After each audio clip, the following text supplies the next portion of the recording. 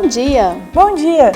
Está começando mais um AgroMulher, seu programa semanal de notícias e novidades no campo, trazendo a força da mulher no agronegócio. Apresentação de Ellen de Lima e Tawane Cordeiro. No AgroMulher de hoje, vamos falar sobre o manejo de videiras. A nossa correspondente, Nara Saldanha, foi até Campina das Pedras, no município de Araucária, visitar o senhor Silvestre, produtor de uva da região. Na reportagem, iremos acompanhar o manejo diário das videiras da propriedade.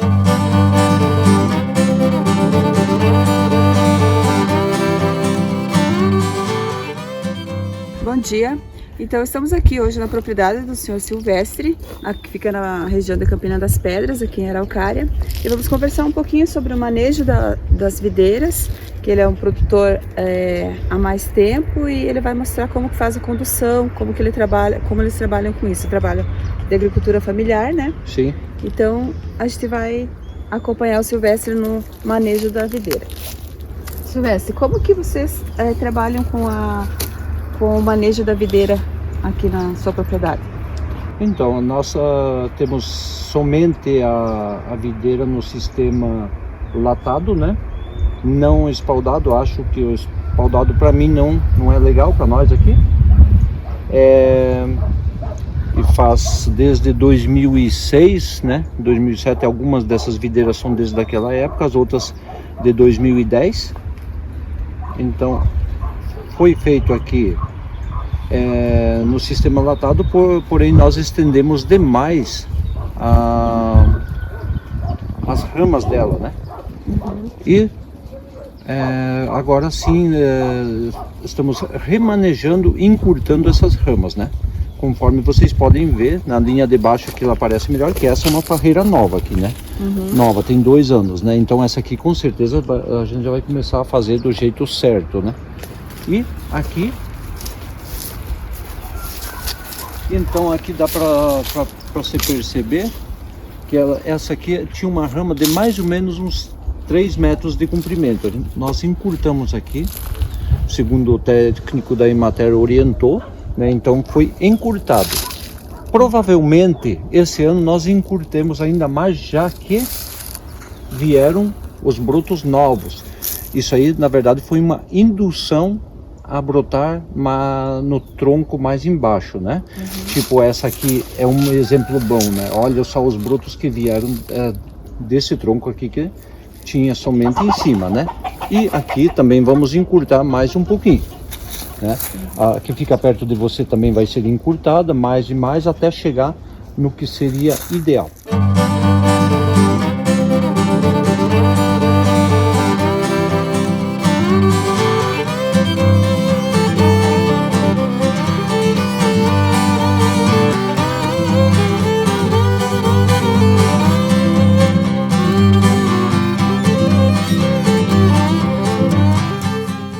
Essas são as mais antigas que você tem aqui. As mais antigas, na verdade, elas estão aqui mais para baixo. Seriam essas aqui, começando as 2 linhas, mas essas aqui também são, né? Elas já são mais grossas, né? E também precisa de uma condução melhor. Então essas com certeza nós vamos lá, porque pode ver o tanto de rama antiga aqui, ó. Como brotaram as novas, né? Então nós podemos encurtar pelo menos aqui ou talvez aqui. Mas o certo seria encurtar mais ainda, para ela ficar mais concentrada perto do pé, né?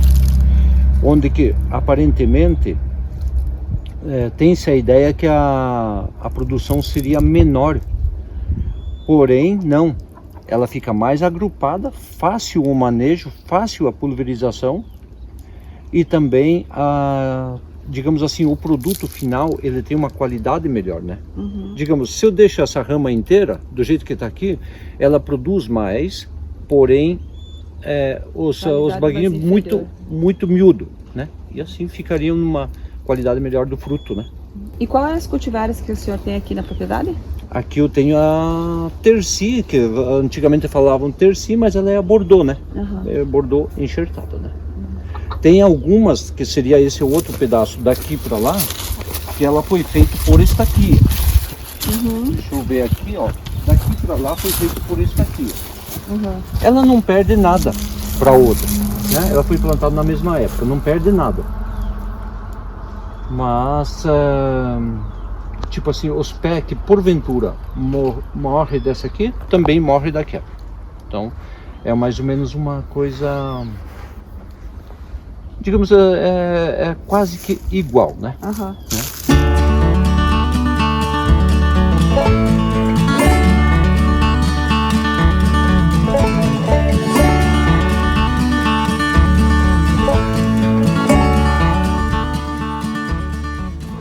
A reprodução por estaquia na sua propriedade é indicada, foi? Para mim foi bom. Foi bom. O que difere da enxertada? Porque foi feito em cima do cavalo 0,43-43. Então ela tem muita raiz, ela aguenta melhor essa situação de pérola. Também, né? Então, como ela enraiza melhor, ela é mais forte nessa questão. A produção em si é igual. Uhum. Né? Aqui vocês tiveram problema com pérola? Tivemos um pouco. Uhum. E como que vocês fizeram esse manejo? Os pés que morrem, a gente tenta não replantar imediatamente. Deixa sem, no lugar pelo menos uma safra. Né? Uma safra, pula um ano, né? Assim se fala. E assim, nós estamos na verdade vendo isso porque iniciou agora esse negócio de pérola, né? Para mim é um pouco novidade isso, porém acabou com alguns pés meus, né?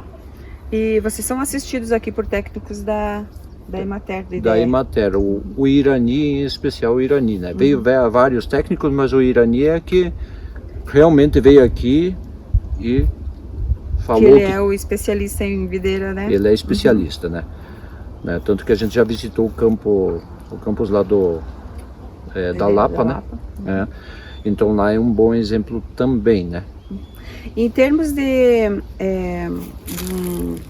uma assistência, ele traz para vocês quando tem cursos, quando tem palestras, é tudo ele que consegue trazer para vocês?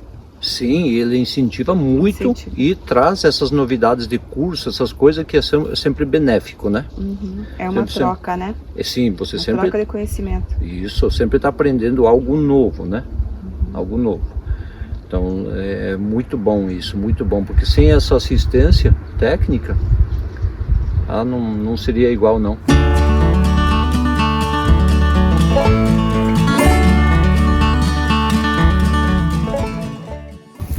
E em relação ao manejo quanto a pulverizações para as doenças, pragas, coisas assim, o senhor costuma usar produtos mais químicos, biológicos? Quais os produtos que vocês... Eu usei produto biológico que até o próprio Irani me arrumou ele para fazer, na verdade, mais uma experiência, um teste. Eu usei, não recordo o nome no momento, mas mais produtos, digamos assim, químicos, né? Só com uma diferença, pulverização de inverno com cauda aquela sulfocáustica, a cauda bordaleza em seguida, antes da brotação, e após a brotação, daí entra com outros produtos, né? Que faz um rodízio de produtos, pelo menos 3, né? Sempre. Então é isso que nós fazemos. E a parte da pulverização, normalmente nós paramos antes da colheita pelo menos 1 mês e meio. Mesmo porque eu faço vinho, né, dessa videira, então eu não posso pulverizar ela até o último momento ou quase na pré-colheita. Né? A produção toda é consumida, direcionada para a produção do vinho? Essa sim eu não vendo para fora. Não, é só para vinho. Só né? para vinho. Só para vinho. Tem alguma coisa ali que eu comecei a plantar nesses tempos aí, faz uns 2 anos, mas só para o consumo também seria da Niágara branca e a rosada, né? Mas é o mesmo manejo de pulverização, essas coisas é a mesma coisa, né? Não dá para dizer que é orgânico, porém paramos bem antes da pulverização para que o produto não tenha tanto resíduo químico, né? E o manejo aqui da propriedade, vocês têm ajuda de fora ou é só familiar mesmo? Só familiar. Só Só familiar. Se vê agora que elas não estando em época de colheita, onde o trabalho é mais intenso, mas mesmo assim, o trabalho é o ano todo com a videira. Sim, porque você tem que roçar, né? Você tem que trocar as travessas, que eu tenho inclusive para trocar algumas, que elas sempre estão apodrecendo e quebrando, né? E tem serviço o ano todo aqui praticamente, né? E tem mais uma, eu pensei de trocar a parte de madeira, trocar por aquele ferro de construção, o mais grosso, né?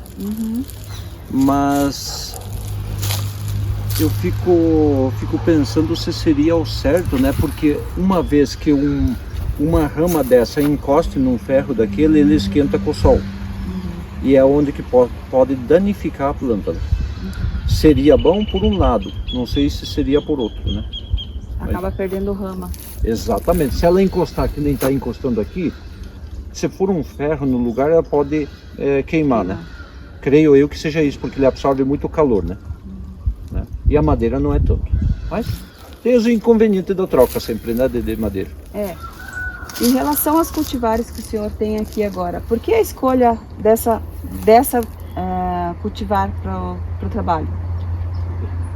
Bom, um motivo porque ela é mais resistente, mais rústica, né? Seria assim resistente a doenças, né? Você não precisa de tanta pulverização, né?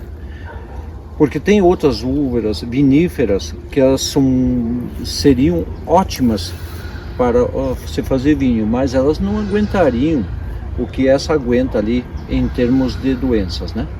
Seria muito mais defensivo para proteger elas. Então a escolha foi por isso. E também vem a parte de família, né? Que os meus avós já plantavam a terci.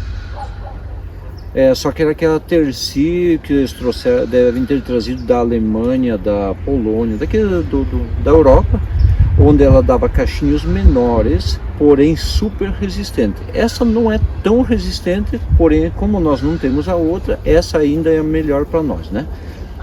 Como nós fazemos vinho também, então o que acontece? A saída do vinho, quando alguém vem perguntar por vinho para nós aqui, eles sempre querem saber do vinho tinto. Eles praticamente não perguntam do branco ou do rosé.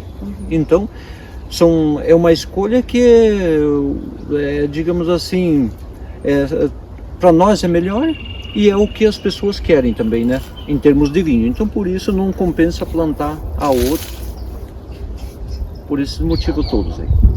A procura maior ainda é pelo tinto. Tinto, sempre tinto. Sempre tinto.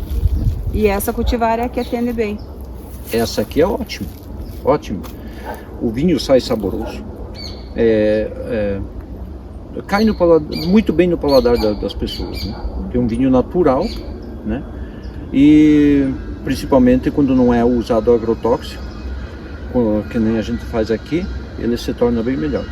Talvez o ruim é isso, porque nós paramos de pulverizar ela antes com agrotóxico por causa de estarmos fazendo o vinho. Mas então ela tende a ter algum probleminha ou outro, às vezes de doença. Mas nós temos que procurar o melhor possível, né? Digamos assim, o que não é bom para mim não seria bom para quem pega o vinho, compra o vinho para tomar, né?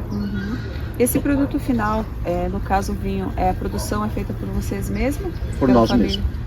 E no projeto de extensão rural, assim, vocês conseguem colocar a oferta desse vinho? Quando você sai em dias de campo, coisa assim, vocês conseguem fazer a propaganda do produto final de vocês?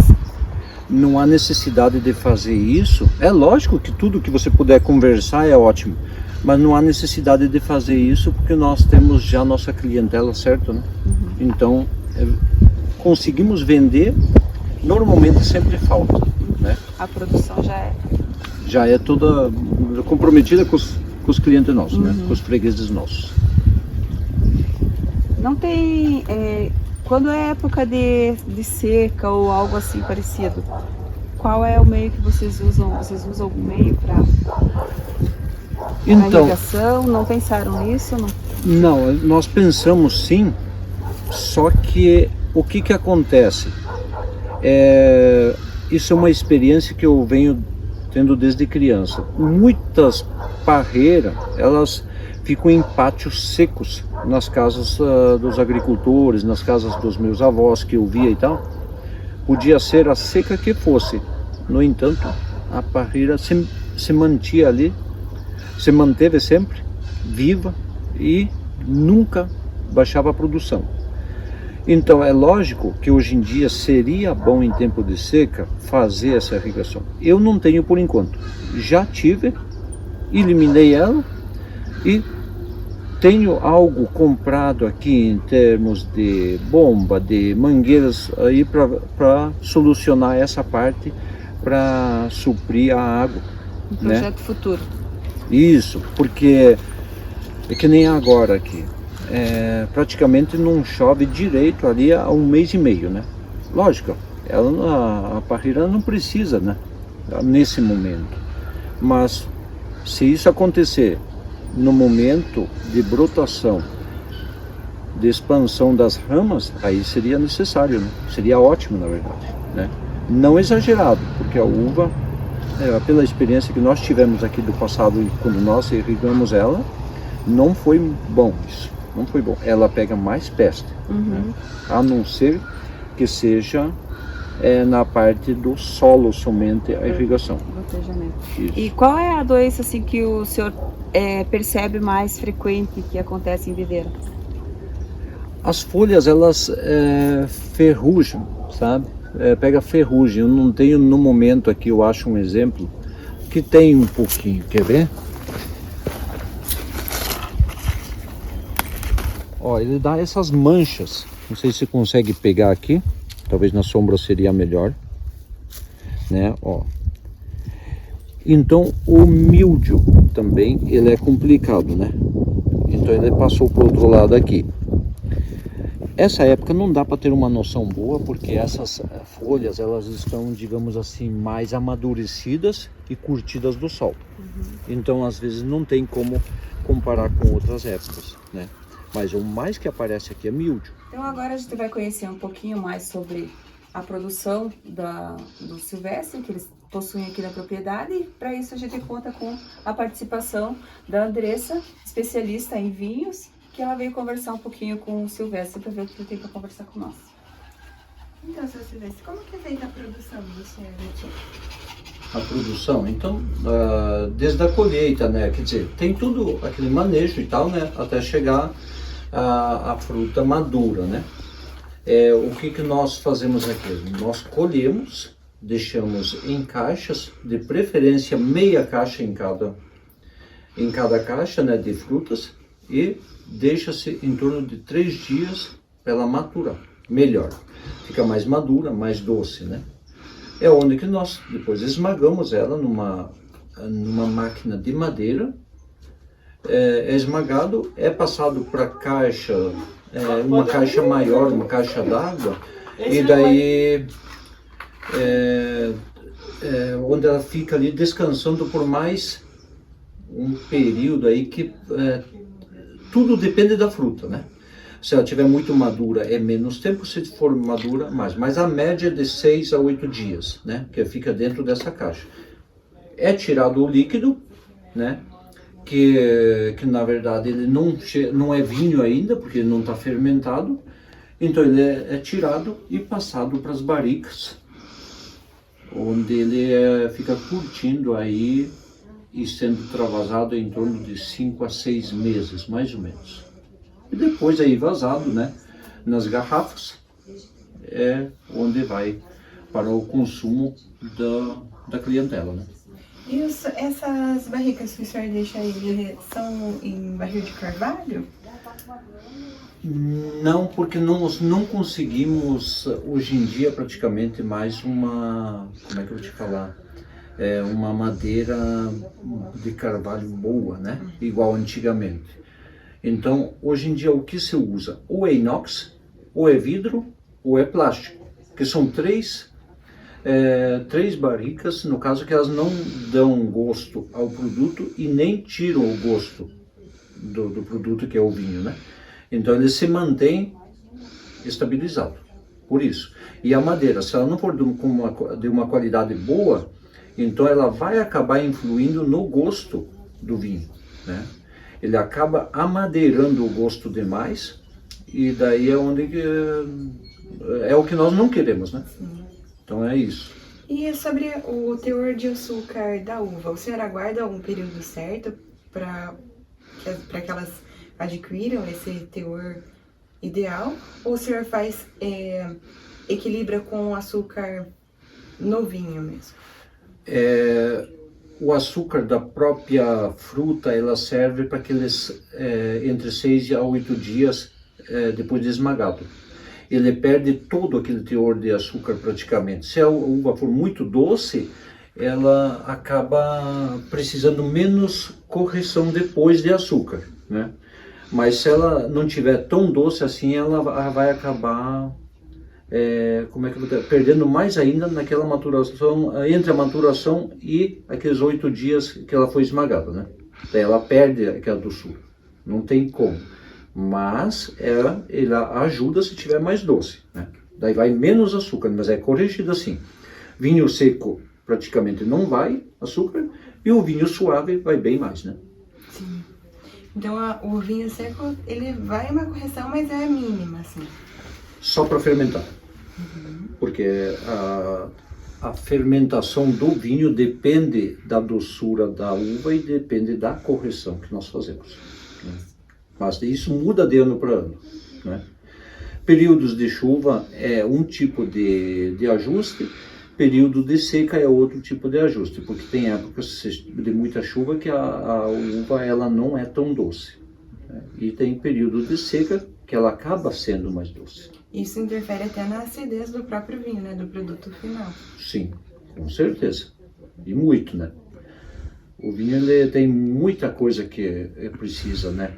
Ali é clima, é a doçura da uva, é a correção, é muita coisa englobada para que saia um vinho bom, né? Tá certo, Sr. Silvestre. Muito obrigada pela explicação do senhor. De nada. Nós sabemos que os vinhos, eles também precisam, né, de toda essa condição, como o Sr. Silvestre já comentou, para que ele fique um vinho macio, um vinho aveludado, um vinho com qualidades melhores, né? E aqui a gente tem uma produção pensada nisso, né? Pensada em entregar para o consumidor o melhor produto, né? Lembrando, né, também, né, que nós não usamos conservante nenhum, ele é um vinho natural, né? Porque os vinhos normalmente de mercado, eles têm conservantes, né? E não é o nosso interesse aqui, né? Uma, porque eu também consumo um pouco de vinho, então não é interessante colocar produtos além do que a natureza proporciona, né? Tá certo, então, Sr. Silvestre. As uvas Bordeaux, daqui para frente, vão passar...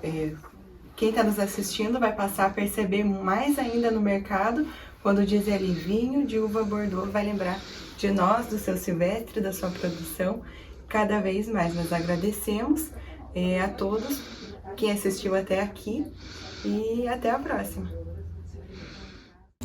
Então, qual é a dica que o senhor hoje dá para os nossos telespectadores sobre o plantio, quem está iniciando, qual é a dica que o senhor deixa para eles? Olha, em primeiro lugar, você tem que ter amor ao que você faz, né? Porque para você implantar um pomar desse aqui tem 208 pés, né? O custo, é lógico, essa latada aqui, talvez ela saísse um pouquinho mais em conta, mas tem um investimento desde a muda, né?